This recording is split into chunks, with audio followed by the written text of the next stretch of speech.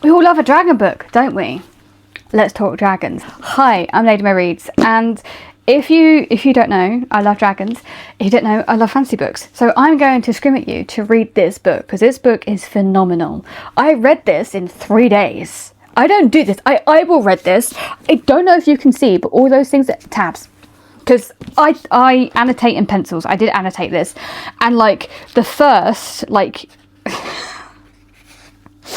18 pages, I had something to say. I tabbed. It is incredible. So you are following 3 main characters: Lauren, Arianne, and Kane. All of them, they don't know each other, but the plot of this book does connect them. You open the page opening. Incredible opening line. When she came to, Lauren found herself under the scrutiny of a dark red dragon with too many eyes. It's a dark red dragon. She's under it, and it has a lot of eyes. What is going on? I'll tell you. She is basically imploring this dragon to help her take over the empire, right? Because the empire was taken over Ireland and Camori and the other continents, right? And the empire is the sole reason why her husband and child died, which within the first chapter you find this out, and already like something that, and I'm like, my heart is already bleeding for Lauren because of that. But the dragon is obviously trapped, so the dragon is, you know, asking why do I need to believe in you? You know, the Ireland kings are all dead and gone, but Lauren says, I will become king. I will do this. And in response, the dragon gives her a claw that turns out that will be a sword for Lauren, and takes her eye as well, so she can see through Lauren as and when she needs to. So that's Lauren. Then you follow Kane, and Kane, he wasn't my favourite character, but I really loved his story to begin with because he's such a nice guy. But he is basically investigating why his best friend was killed. But the trouble is, nobody wants him to find out why. Because Fiona, his best friend, wanted to tell him something and then she died. So he was like, well, what does she have to tell? There's got to be connected. Why did she die? And all of this going on, and he gets roped into the Ministry of Intelligence, and they are following him, and they sort of use him to try and uncover a plot of what is going on. And I'm not going to say much more about that on Kane's story. And then we have Arianne, who is a mage. Now, the things with mages here is that everybody has to go through testing to figure out if they have a sorcerer powers or not. But every single sorcerer has to go to the academy, and then you never leave. You're not allowed to leave. Sometimes if you're strong enough, you're allowed to sort of explore the world, but more benefiting for the empire. So you're still studying, you're studying other things, but you're doing it all for the empire. And then every single sorcerer who dies goes into a power generator. That's interesting enough. But then on top of that, Arianne is having somebody talking in her head. And the voice in her head has persuaded her to try and steal the power generator of the academy. So then she's on the run and she's got this power generator living inside of her, and the dynamic between Arianne and Eldred is incredible, because like I find Eldred so fascinating because they keep referencing the Stars of Mercia, which I'm like, what happened? Because Mercia is no longer there. It's gone. There's nothing but ash and dust. And you're like, what happened to Mercia? Why is it like that? You know, and nobody really knows, which, because it happened so long ago, nobody really knows what happened. And then, you know, Arianne is learning more and more. She's learning more about Eldred. She's learning that she's scared of him, and he's living inside her mind. So imagine that. You have this all-powerful sorcerer, a power generator, living inside your mind, and you're also scared of him and everything. And also on the run from the Empire and the Academy, because again, sorcerers are not allowed to leave. They're not. And her story was the most fascinating for me. I loved her storyline. I loved it from the beginning. I loved it to the end. And the things that happen, especially around the magic system, had me thinking and had me going, what is happening? What is going on here? I want answers to these questions, and I don't get them because this is part of a series.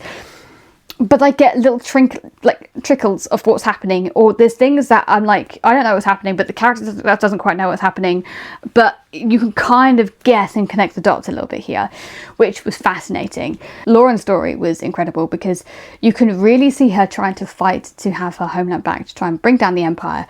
And the magic centered around the sword that she has, Wumnath, something like that. It means like, I can't remember what it means, dragon something. But, you know, the dragon's claw that basically is a sword. And every time she uses it, she gains her sight back in her eye. And and on that, you know, there's more that comes to it. And she is one woman and she can take on a legion of soldiers. Plain soldiers gone like that, you know, because she's using the dragon's power in a sense. But then there's more to the empire. They have generators, power generators. They have other things that I can never pronounce the word of that are just more powerful, that they use to take down dragons, and that's how they used to imprison this current dragon. And you know, she's like, we have to do something. And then she finds this so-called Prince of Camore, which already I was sus on meeting him, but again, she's a woman and he's a man, and you can definitely see how he just doesn't respect her, but his brother does.